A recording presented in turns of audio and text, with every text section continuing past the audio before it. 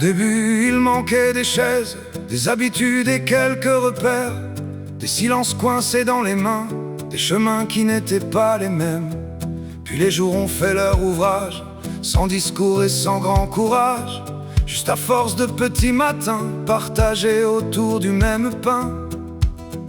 Et sans qu'on le voie vraiment venir,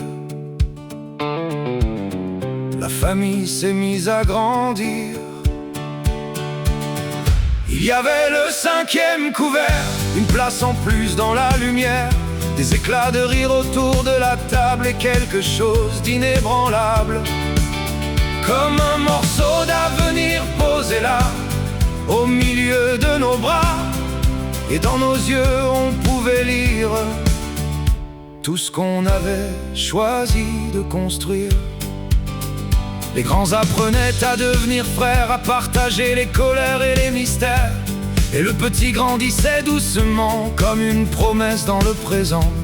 Il ne savait rien des vieux combats, des portes fermées, de tous ses choix. Et c'était très bien comme ça, on voulait mieux pour lui que ça.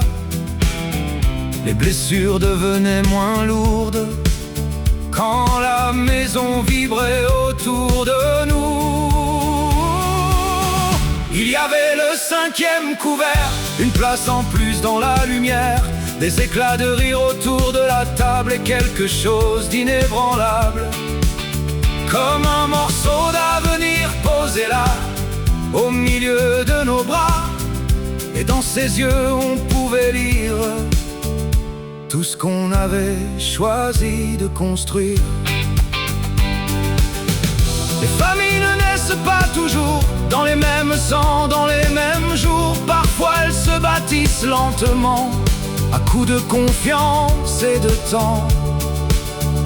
Il y avait le 5e couvert, et soudain la vie semblait plus claire, comme si tous les chemins d'avant nous avaient conduits à cet instant.